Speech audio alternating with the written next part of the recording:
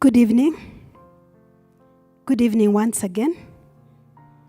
So today, as usual, it's going to be a very uncomfortable discussion or sharing that we are going to have when we are going to look at motherhood.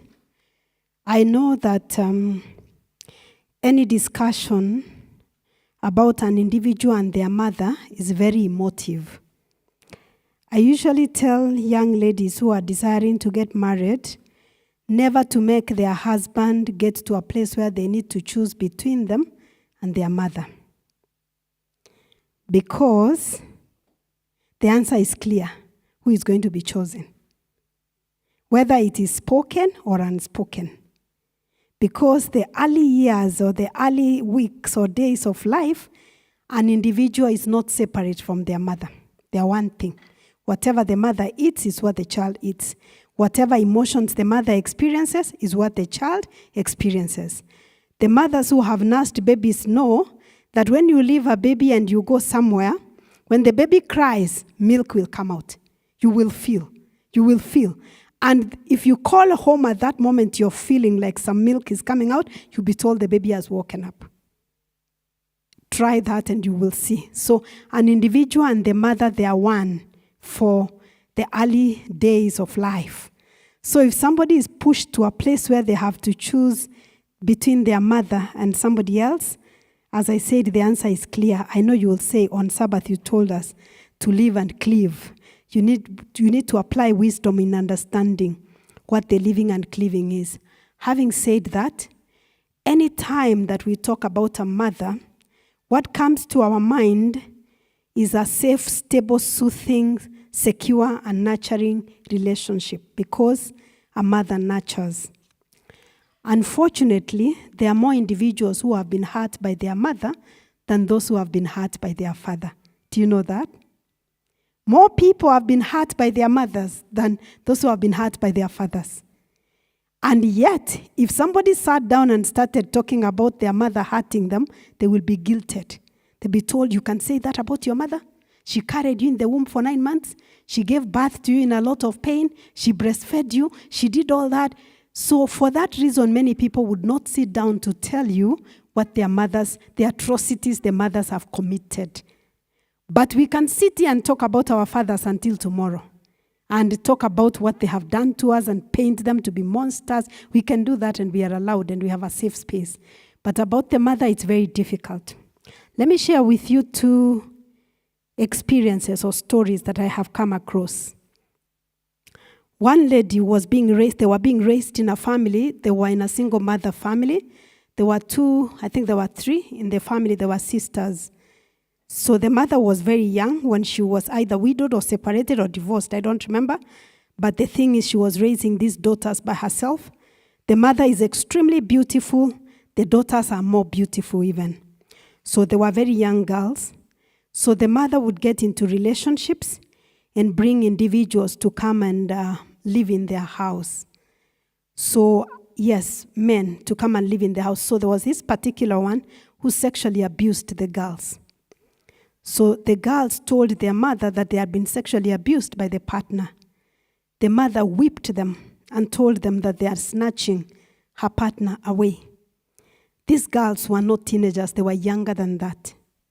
How do you tell a person like that to forgive the mother? How do you tell her to forgive the mother? The mother whipped them and said, if it happens again, I will throw you out. I wish that was one story. There are many stories like that. That is just a generic story. One time again, I was in a salon and I noticed a very young girl, about 14. She came to this salon and she was trying to explain something to my hairdresser. And so I had a conversation like she's a house help. Now she's being thrown out of the house. She has nowhere to go. I said, but shouldn't you be in school? She was looking 13, 14. I said, shouldn't this child be in school? The hairdresser told me, no, this girl has been staying with her mother. The mother sells things in the market. She's a mama mboga. And so the mother has a partner, and this partner sexually abused this girl. So what the mother did, the mother said, now we are 2 women in the house, one of us has to leave. So the mother threw out her 13-and-a-half-year-old daughter because she was snatching her partner away. So this girl was on the street. She had nowhere to go. She was in class 7. She dropped out of school. So the hairdresser did the best she could. When she got this child homeless, she got for her a job. So in this place she went to work. She's a child taking care of children. She could not perform, so she was thrown out. Now she had nowhere to go. So I knew the hairdresser did the best she could. She probably didn't understand the legal implications. I said, give me the number of the mother. I called the mother. She was very rude to me because, the story was shocking to me. So I initiated the process. I said it has to be reported to the chief and legal action has to be taken because this is a child who has been abused and now she has been thrown out. She's homeless. Her mother did that to her. Again, I wish this is just one of those stories that happen in movies. The stories are many. But I'm just saying this to ask, what is the expectation of us as godly mothers? God compares or parallels his love to us with the love of a mother. I can say it's compared in the book of Isaiah, chapter 49, verse 15 to 17. It says, can a mother forget a baby at her breast and have no compassion on the child she has born? Though she may forget, I will not forget you. Other translations will say, can a mother forget her breastfeeding child, her suckling child? But the point is that the Lord is asking, can a mother really forget that child who is breastfeeding? Because when a mother is nursing, anywhere she's going, she will be reminded because she will feel the milk coming out that she has a child. But the Lord is asking, can a mother forget? He says, though she may forget, I will not forget you. Okay? That's what the Lord tells us. So we will go to the Bible and get to understand if really we can relate. There's any story in the Bible on motherhood. And we find that from the story of 1 Kings chapter 3. 1 Kings chapter 3. I will read from verse 16 to verse 27. And before I read, I want to pray. Let's pray. Father, this topic is hard. I pray that you give me insight and understanding. You will anoint me with a double portion of your spirit so that the words of my mouth and the meditation of my heart may be acceptable to you. Speak to us, for we are listening. In Jesus' name we pray. This is a story. It's a renowned story of the wise ruling by King Solomon, and I'm going to read the extended passage of scripture. And it says, then came there 2 women that were harlots unto the king, and they stood before him. And the one woman said, O my lord, I and this woman dwell in one house, and I was delivered of a child with her in the house. And it came to pass the 3rd day after that, I was delivered, that this woman was delivered also. And we were together. There was no stranger with us in the house, except we 2 in the house. And this woman's child died in the night, because she laid on it. And she arose at midnight and took my son from beside me, while your handmaid slept, and laid it in her bosom, and laid her dead child in my bosom. And when I rose in the morning to nurse my child, behold, it was dead. But when I had looked at it in the morning, behold, it was not my son whom I did bear. And the other woman said, Nay, but the living is my son, and the dead is your son. And the first said, No, but the dead is your son, and the living is my son. Thus they spoke before the king. Then said the king, the one says, This is my son that lives, and your son is dead. And the other says, Nay, but your son is dead, my son is living. And the king said, Bring me a sword. And they brought a sword before the king. And the king said, Divide the living child into 2, and give half to the one and half to the other. Then spoke the woman whose the living child was unto the king, for her heart yearned for her son. And she said, O my lord, give her the living child, and by no means slay it. But the other woman said, Let it be neither mine nor yours, but divide it. Then the king answered and said, Give her the living child, and by no means slay it. She is the mother of it. This was a wise ruling by King Solomon after he had asked God to give him wisdom. That is the heart of a true mother, who says, instead of you cutting this child, just give to the other woman. It's better that you give this child and the child is alive. But the other woman says, yes, cut the child, because she wanted them to be equal. Talking about a mother wound, we said anytime we talk about a mother, It evokes feelings of safety, stability, soothing, secure, and even nurturing relationship. Then what happens when a mother does not show up as she should? It may be that a mother doesn't show up physically because she's dead or divorced. It may be that the mother doesn't show up, or maybe she has abandoned the child physically, and there are mothers who abandon their own children. It may be because the mother is sick or they are preoccupied. They are so busy, so they are not able to be emotionally there for the children. I have seen a number of ladies who have children. They leave the children up country, they come to the city, they act like they have no child. They come, they meet a young man in church, they get married, holy matrimony, and this man does not know she has a child. I remember there was a case somewhere, one like that. The man didn't know she has a child. They got married. After the wedding is when the man gets to know that this lady has a child. And the child was a complete, total replica of this lady. So he's being told after the wedding. He says, but I didn't know she has a child. He was told, we thought if you knew she has a child, you are going to leave her. What kind of deception is that? Do you think that marriage will last? It would not last. Things are not didn't go very well, okay? So we have mothers who abandon the children. Yesterday, remember we said, in matters parenting, a dead father is more effective than a father who is physically present, emotionally absent. The same thing applies to a mother. It's easier to reconcile with a mother who is dead and buried in the grave than a mother who is physically there, but emotionally they are not there for the child. And now in this era of internet, we have mothers who are preoccupied. I remember I saw a picture, a meme, is it called a meme on Facebook, whereby the mother was giving the child milk, a bottle. Back, they were on the bed. She was scrolling her phone with one hand, and she's feeding the baby behind. Now, she's thinking she's feeding the baby, but the milk is pouring. So the milk is going drop, drop. The baby is trying to reach the milk. The baby is not reaching the milk. Then they fell. Then that's when she's hearing the baby is crying. The baby has fallen. She turns. The milk has poured on the bed. You know, when mothers breastfeed the child, that is the time they release the hormone oxytocin and bond with the child. They smile at the child, they make faces, and they teach the child how to communicate, how to smile. But now we have mothers who breastfeed when they're on the phone. They are busy on the phone, they're having conversations, and they are breastfeeding a child. And yet, those are the bonding moments when mothers need to connect emotionally with a child. So because a mother is absent from the life of a child physically or emotionally, or the mother is very critical or very negative, there are people who are criticized, especially ladies, girls, by their mothers, and they will never forget the word that the mother said. One of them, I remember, she was 53.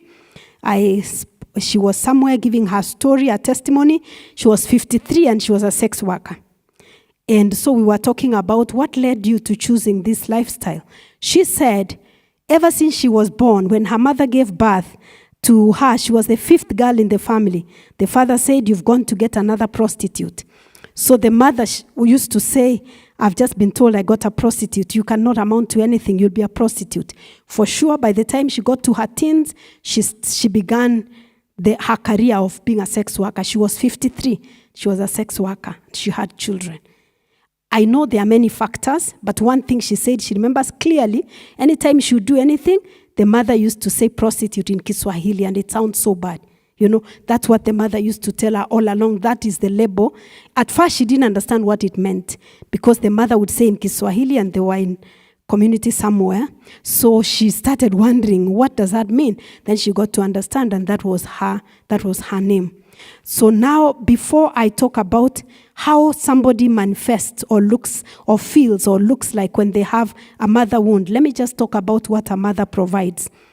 A mother and a father complement themselves in the life of a child. Yesterday, we talked about what a father provides. Today, let me talk about 5 basic needs that are provided by a mother. The first, not in any order, the first basic need is safety. A mother provides safety for a child.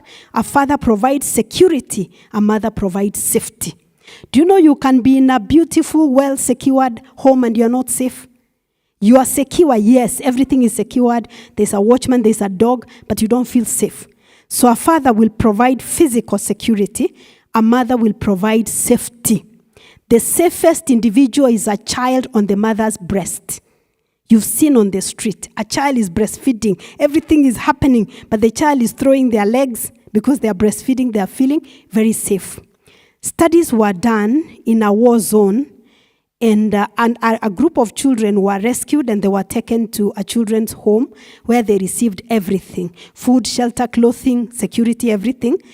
Another group of children were left in the war-torn country on the streets, everywhere running for safety with their mothers.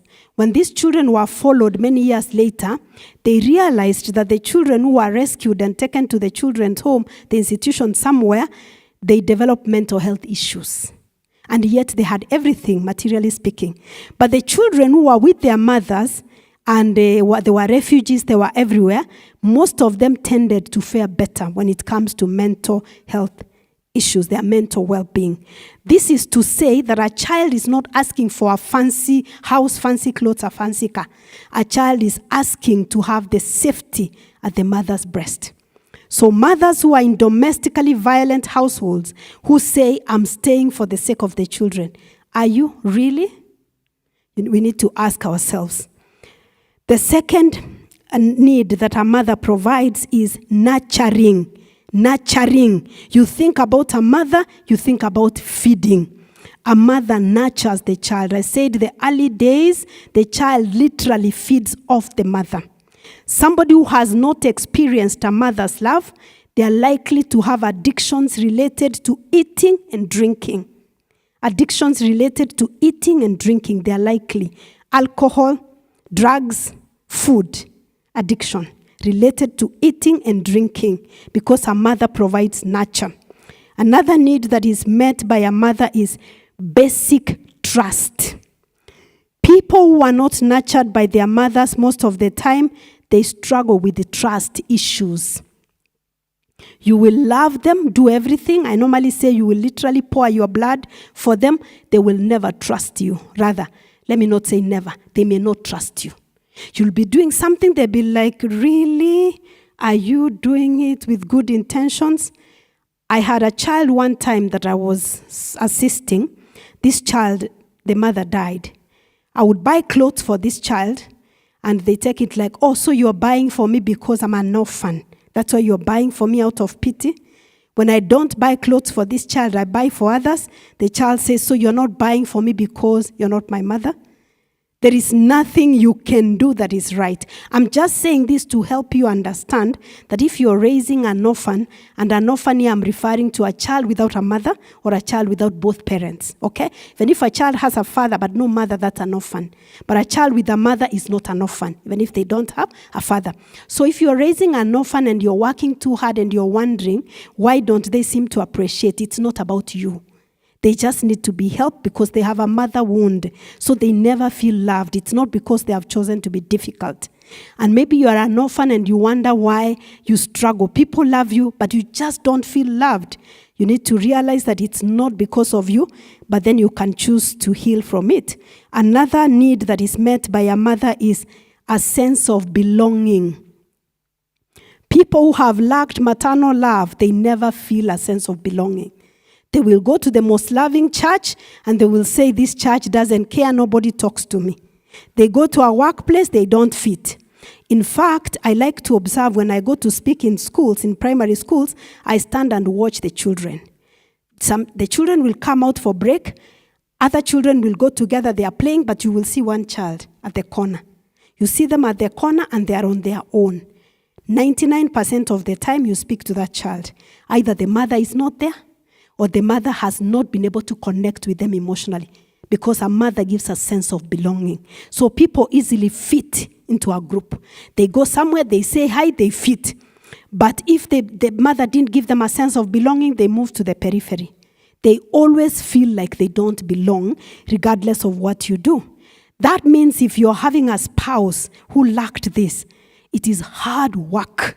Sometimes you will do everything you can and you're just wondering because they have this sense of emptiness regardless of what you do. The other thing is that a mother gives unconditional love.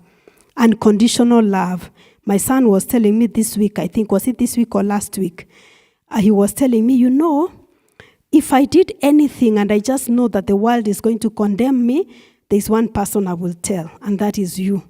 Of course, I felt very flattered. I said, why would you tell me?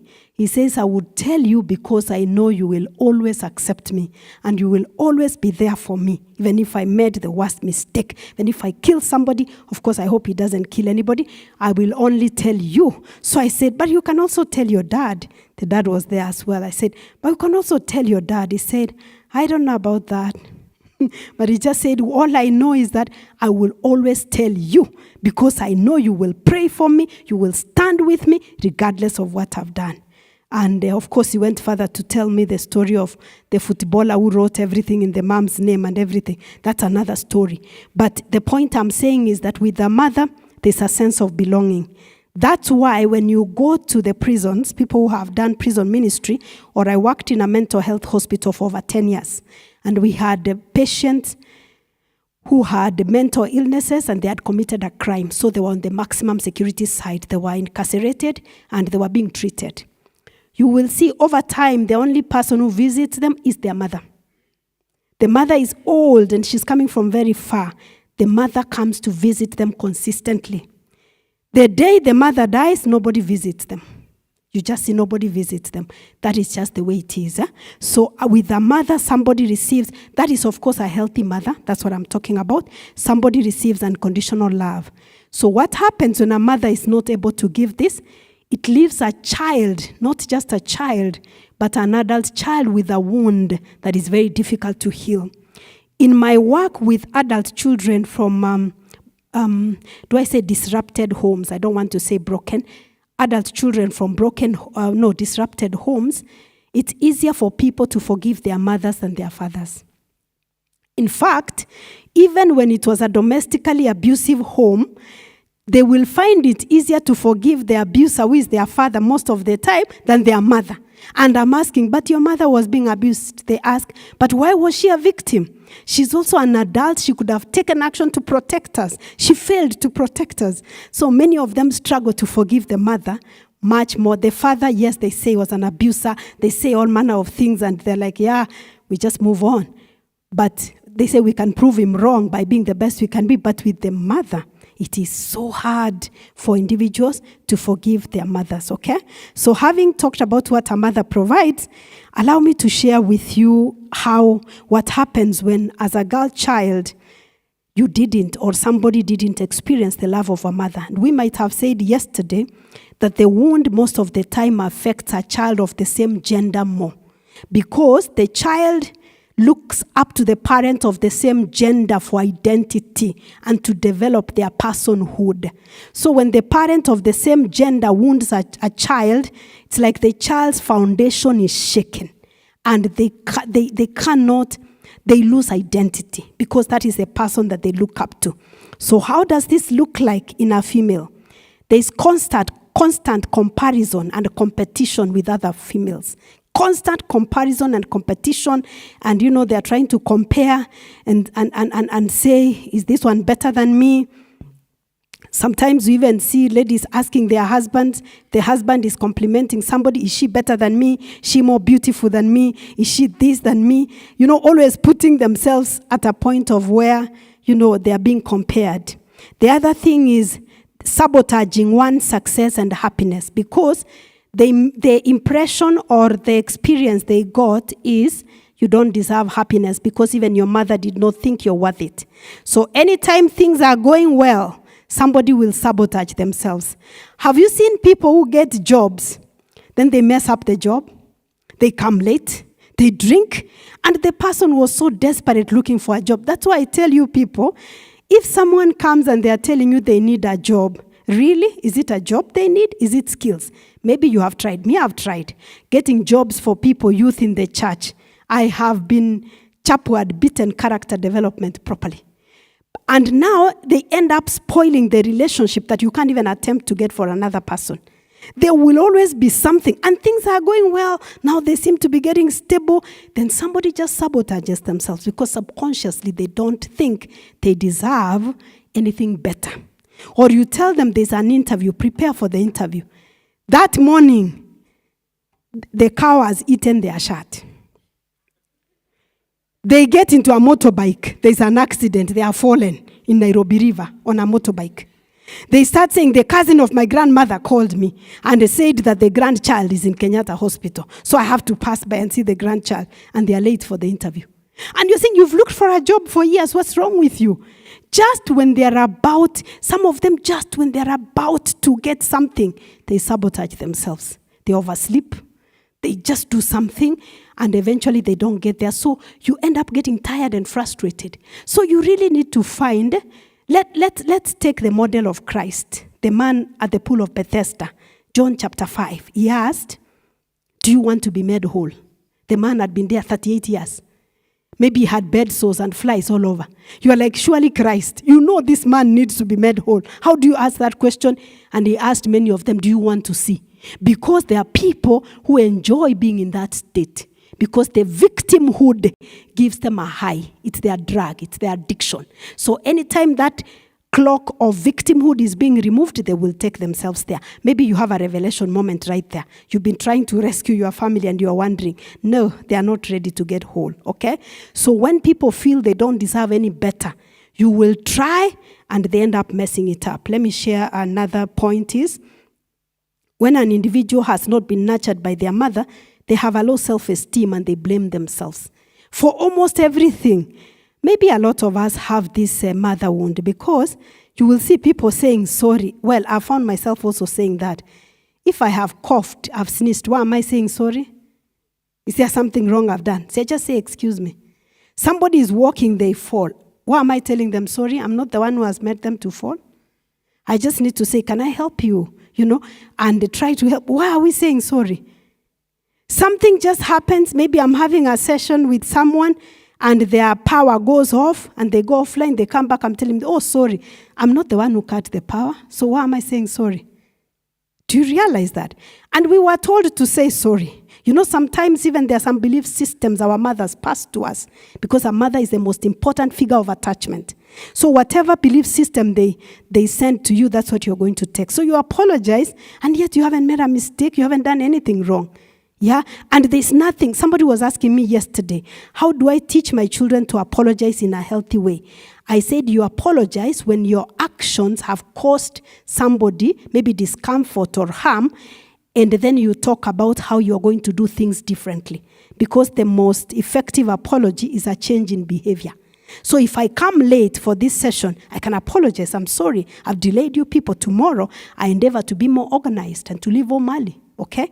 I apologize. But if I trip and fall, why am I apologizing? Okay. So that was about low self-esteem. The other manifestation is inability to be authentic. Inability to be authentic. Being authentic is being your real self without hiding or covering up. My son asked me one time, why is it that mothers pretend? I said, why? He said, every time I'm passing by and the people are serving food in church, these ladies will tell me, oh yeah, you're welcome. Come and have a meal. And they are smiling. Immediately they have given you the food you've left, you will hear, kazi yake ni kukula tu chakula ya wenyewe. So my son said, children get to hear the packing. Or you go home, you say, then the child comes and reports. So my son said, has anybody forced you to give food? Why are you giving? Or you say, oh, you're welcome. Come to my house, you're welcome. Then people come and afterwards, I'm so tired. People are just going to eat in people's houses. But who told you to welcome people? Honestly, who told you? Was there a gun on your head? Yeah? So the gift of hospitality is a noble gift. But then I'm asking, if you don't feel like serving the food, cooking, bringing food, sharing, why are you offering to do something and you don't want to do? It doesn't mean you're not loving. It doesn't mean you're not godly. It is just that at that point, you don't want to do it. So my son observed and he said, me, I don't know how many mothers are authentic. Many of them will just pretend to be happy to see you. Then afterwards, you can just see they are resentful. So maybe all of us, our mothers traumatized us, okay? So the inability to be authentic, you're not being yourself. The person there are cards under the table. The person you're presenting is a different person. The other one is Unnecessarily waiting for permission to make decisions. Unnecessarily waiting for permission. You know what you need to do, but you'll keep asking, can I do this? Is it okay? Can I do? They say that in this case, women become permission seekers and they will get permission givers. Let me give you an example. Let me tell you typically how men ask for an opportunity to be off work. Typically, not all. A man will go and tell the boss, maybe the supervisor, let me say supervisor, I'm not able to make it to work tomorrow. I will be doing ABCD. If there is anything that you would like me to do, you can let me know. Now, there is no opportunity for the line manager to say no. He already stated. A woman will go and say, I was wondering whether it's possible for me to take a day off tomorrow because, my mother, she's sick and she needs to go and see the doctor. So I need to take, and I'm considering, I live in Kayole. By the time we get to Kenyatta, the day will be over. Is that necessary? So please, can you consider giving me, so one time I realized I had been doing that. So one time I said, I'm going to change the script because I used to do that. And my line manager at the time would say, hey, so how many days are we talking about you're going to miss? Then I have to say, just one day. Even when it will take 2 days, I say, just one day. She says, okay, if it's 1 day, it's okay. So I said, I'm going to flip the script. So one time I was going to Kisii for something, for a speaking engagement. And I just went up front and said, I just wanted to let you know I'll be traveling to Kisii on Friday because I have a speaking engagement on Saturday at a school. I'll be speaking at a school, and then I will go see my mother on Monday. I travel back go see my mother on Sunday, travel back on Monday. So for that reason, I'll be reporting back to work on Tuesday. In case there is anything you want me to do before Friday, please let me know. I'm ready and willing to do it. You should know the response. Oh, that's fine. Say hi to them. All the best. Safe journey. So I peacefully went to Kisii, spoke at Eronge boarding school, saw my mother, traveled safely, went to work, rested and happy. So I realized it's just the way I was communicating, over-explaining, over-sharing. Is it necessary? Who asked you? Yeah? So it's important for us to acknowledge that some of these belief systems that have been passed to us by our mothers, they present us mother wounds in us acting in this way. Another one is unnecessarily sacrificing your dreams. Unnecessarily. You will find a lady who desired to go back to school, but she will tell you, I need to take care of my children. How old are those children? 17, 23, 26. My daughter needs me. She's 17. She's sitting her KCSE. She needs me. This is a child in boarding school, not a child even getting to adulthood. I cannot go begin my master's program because I am going to be very occupied when I need to sit with my daughter as she studies for her exams. 17. As a mother, it's important to sacrifice for your child, especially when the children are young, they're depending on you. But the question I'm asking, does a 17-year-old depend on you? Essentially, they are studying. I need to be there, give them moral support, so I cannot also be, studying and my child is studying. I want to focus on my child. So unnecessarily sacrificing dreams when it's not even necessary, okay? Let me say the second last and the last, then I end. Over-relying on external validation, over-relying on people to validate you.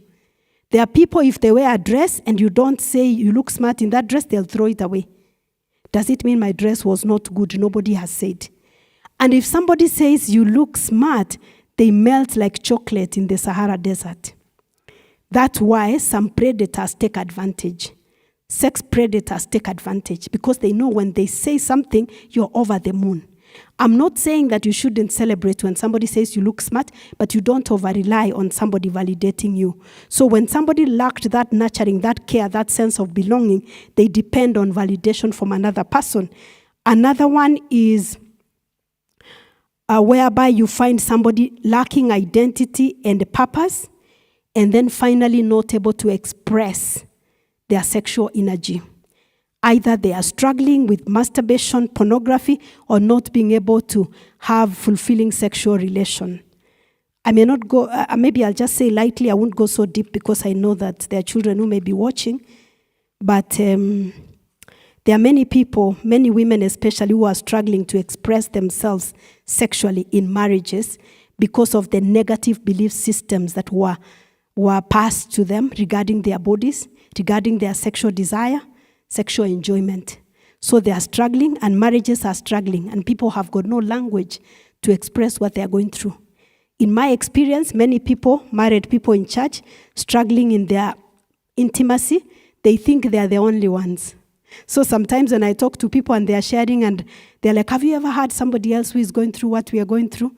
I say, like, every day. They're like, really? There are people who are struggling? Me, I just see like we are the only ones. I'm like, really? It's like many people. I hear this every day. So that one, maybe I'll leave it there to be elaborated later. Let me talk about men. How does it look like in a man? The man would be dependent on women to take care of them. They would be fully dependent, over relying on women to take care of them. So they'll be saying, she's not washing my hands, she's not serving me food, she's not doing this to me, she's not doing this for me. So they are acting like a child in the presence of the wife. And some of them would even be competing with the children. That you have cooled for them tea. Why have you not cooled for me? Someone shared one time that the mother made tea. She left it on the table and went to the market to buy stuff. She left the tea on the table and a glass. True story, a cup. She came back. The father was so furious he wasn't talking to her. She said, what is the problem? He said, you have taken so many hours in the market and there's nobody serving me tea. So I've not drunk tea. It's not a joke. I'm not joking. Yeah, it's not a joke. He was so furious. He said, I was going to starve to death here. There's no one serving me tea and you're in the market. The mother is in her late 70s. The father, he passed, he was in 80s. He would not serve himself tea, and that has always been his life, that she had to serve. When he's eating, she has to be aware the food is getting finished and add. If you don't add, he will stay hungry, and you will have to face the music. Why didn't you add my ugali? Didn't you see? It was getting finished. So over-dependency, over-relying. So the relationship becomes like mother-son. The other one is choosing older women as partners. Currently, many young people are being persuaded because they are seeing a lot of, okay, maybe not a lot, but they are seeing some celebrities who are marrying women who can be their mothers. And it's being painted as very attractive. My friend, do not normalize pathology.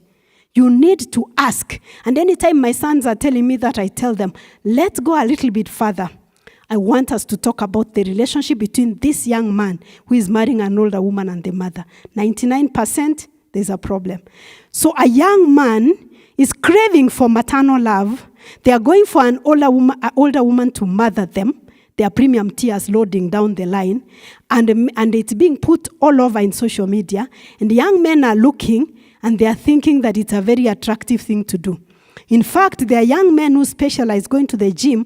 They become gym instructors. They are preying on older women to take care of them. They even say that, oh, my friend, he worked on himself, his body. Now he has an older woman who got for him an apartment in Kilimani. He's living a very good life. I'm also looking for an older woman. Mother wound. And of course, it never works because after some time, this young man looks for a younger lady using the money of the lady. I see that in the gym. You'll see a lot of young men. They are there very early at 5 a.m. They are looking and they are scouting. It's extremely disgusting. No, it's not disgusting in Agaragaria. Did I tell you the meaning of Kwagaragaria? That one everybody must know. Contempt, disgust, nausea, resentment.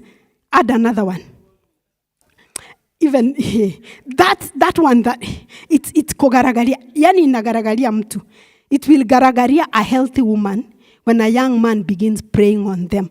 It's completely extremely disgusting because it's like it's a child looking for their mother and they are confusing it with romantic love.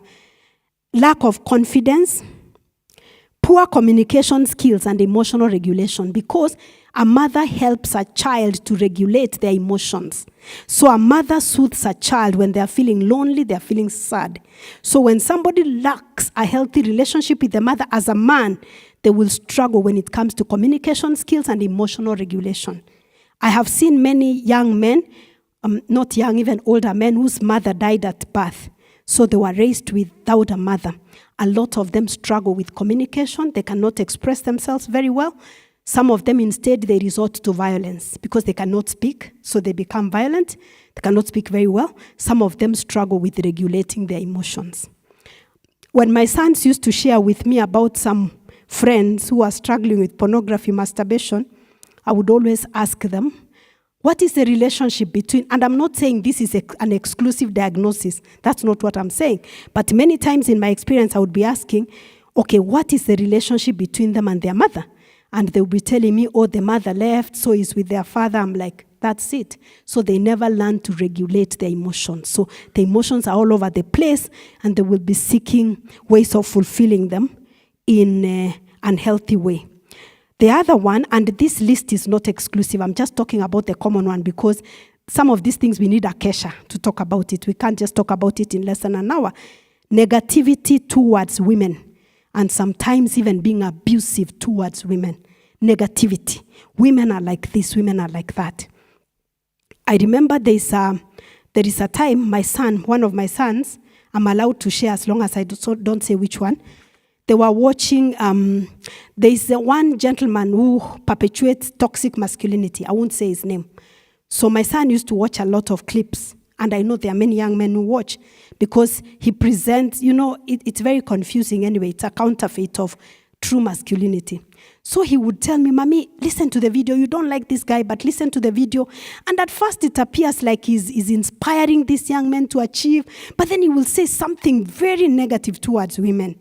And I said, there's something that doesn't sit right with what this man is saying. Then I asked my son, okay, tell me about his relationship with the mother.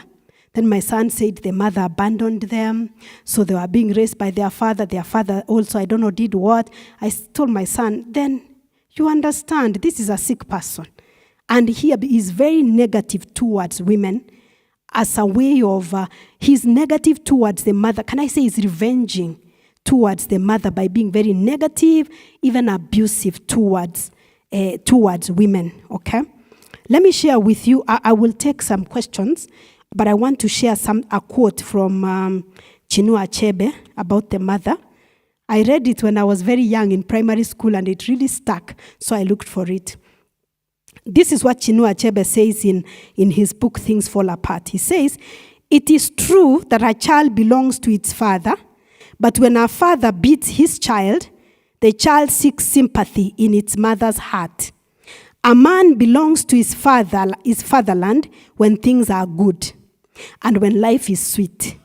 But when there is sorrow and bitterness, the man finds refuge in his motherland.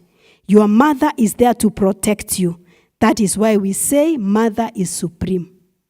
Even the Bible says that about us, a foolish son who brings sorrow to the mother, and a wise son who brings, pride to the father. In fact, anytime when my sons are misbehaving, I'm very quick to disconnect. I tell them, guys, look at your IDs. Does my name appear there? Look at your certificate. Does my name appear there? So I say, go and talk to the owner of the name you carry. Me, you don't have my name. Of course, it's a joke, but it's a way of me just trying to tell them, you belong to your fatherland. They say, we may have our father's name, but we have your character.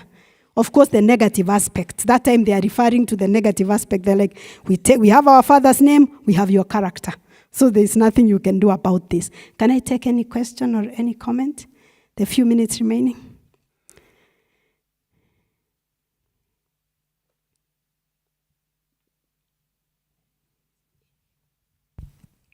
I've not seen a hand. Okay, let me read this one. Someone is asking, you mentioned that you will talk about enmeshed families in relating to men, in the mothers or ladies. Allow me to talk about it tomorrow. Tomorrow I'll be talking about, are you an in-law or are you an outlaw? So allow me to talk about this one tomorrow. Somebody asked yesterday, maybe I'll comment as I get if there's any. I just remembered there's an aspect I didn't respond to yesterday, where somebody said, suppose my father has harmed me, it could even be a mother, how do I put healthy boundaries? So if you have forgiven them, you have released them, some parents may keep on hurting you because people rarely change. So you need to protect yourself. When you were a child, you didn't have the resources, you didn't have the networks, you didn't know where to go, so they harmed you. But now you are an adult. If they continue harming you, if you can have a conversation and reconcile, the better. But I know that there are some parents who that may not be possible. So if that's not the case, honor, respect your parents, provide for them as much as you can, but choose to minimize interaction so that you don't keep on getting hurt. But it's critically important, I must say, to honor your parents. They need medical care, they need food, they need shelter, they need clothing. Provide for them. But minimize interaction to the extent that it harms you. Of course, I'm saying this very generally, but each situation is different. Okay? Anybody else? Or if there's any from the online that I didn't respond to?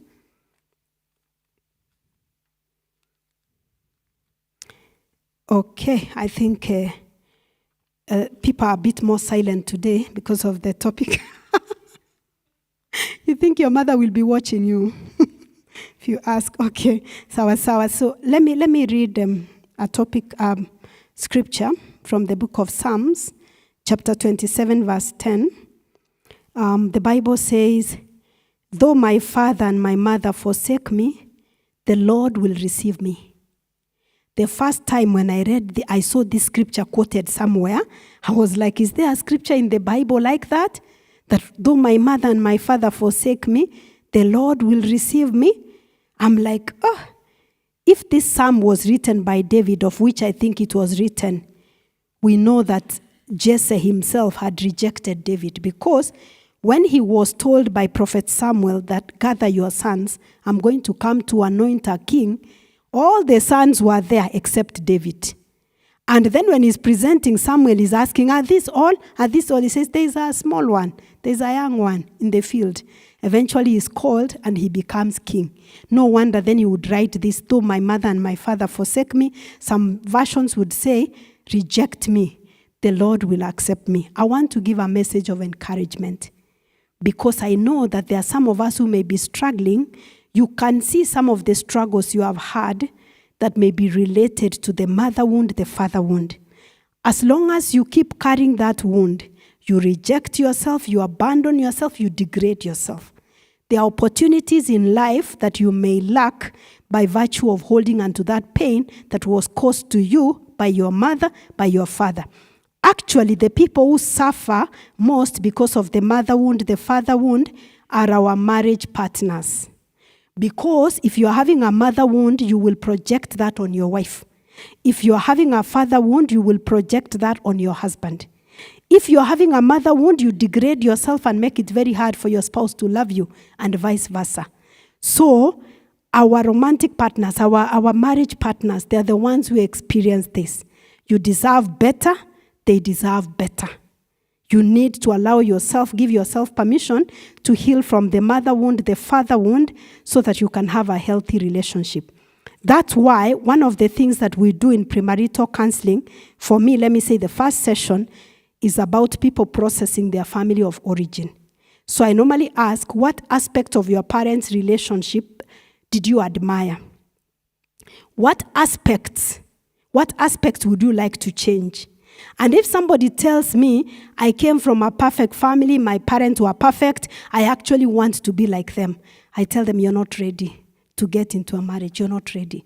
Because you're either in denial or you're not conscious. Because there is no person who is perfect. I will say even the first family was not perfect. That is where homicide happened. And that was the family in the Garden of Eden. You want to tell me, your family in the Garden of Muyihoko, they are perfect. How? It's not possible, So the thing is, as long as you're able to tell, you can rationally step aside and look at your parents and say, I really admire this about my parents, but there's something that could have been done differently, so I choose to do it differently. Failure to do that, we end up, they say a girl becomes her mother, she marries her father. A boy becomes his father, he marries his mother. He marries who his mother was or was not. Because sometimes we may have detested so much what our parent was, and we want to actually marry the opposite. Let me give you examples as I finish what happens in this case. You will find a girl who was raised in a family where the father was an alcoholic. I've given this example before, then I'll give for men and finish. She detested so much the fact that the father was alcoholic and he was not at home. So she decides, I will not marry anybody who is near alcohol. So what is the best place to find that person? In church. So she'll come to church and pick the most devoted person who became an elder at 19. Even younger, even 17. So they pick this person who became an elder because this person has never even seen alcohol bubbling. So this is a person she'll marry. When she marries this person, she realizes the person instead is a churchaholic. He's in church from Saturday to Saturday. He's in church, he does morning devotion, he's available for anything the whole day. Sunday, church board, choir, visitation, clubs, everything. Monday, there's an elders council. Tuesday, there's choir. Wednesday, there is everything. So the person is in church every day, coming home 10, 11. I'm not referring to anybody, please. So this is what happens. The person is a churchaholic. Everything, my friends, in moderation. You know, shakahola is, everything is extreme. So everything in moderation. So this girl is at home feeling lonely and rejected at home at 10 p.m. like the way the mother was. Do you understand? The mother was lonely because the father was drinking. Her, she's lonely because the person is drinking from the fountain of the church. So now she still finds herself lonely and she's wondering, why am I bitter? Why am I feeling this way? Why am I acting like my mother? And yet my father was alcoholic and my husband is devoted in church. So when people are seeing her unhappy, they are telling her, my friend, you should be grateful. You have such a nice man. He's so committed in church. He's available for everything. You have some of you are not grateful. You should be praying more. That hard heart and the bitter spirit. And she's feeling like, no, but I'm not okay. There's something not okay. They have just served dinner. The pastor calls. The husband stops eating and quickly picks everything. Has to rush. I'm just saying an example. Anyway, so are you seeing that the person has ended up marrying their father and they are not aware what they're doing? What would it look like if they healed? If they healed, they will say, my father was an alcoholic, I don't want that. But there are things about my father that worked. For example, when he was not drunk, he would come home and play with us, check our homework, and take us for walks. So while I will get somebody who doesn't drink, I will also ensure that this person can be available for me and take me for a walk and play with the children. Are you seeing that example? A man is raised in a home where the mother was a housewife. He didn't like the fact that she didn't have the power, that everything she had to defer, everything to the father. Let your dad come, even when the children need something so simple, an exercise book. Wacha baba yenu akuje, tutaongea na yeye. Then when the father enters in a bad mood, she says, shh, tomorrow, we can't ask him now. And the children are like, I need a book. No, you can't ask your father now. So this young man grows and he says, I'm never going to have a wife who is so powerless like that.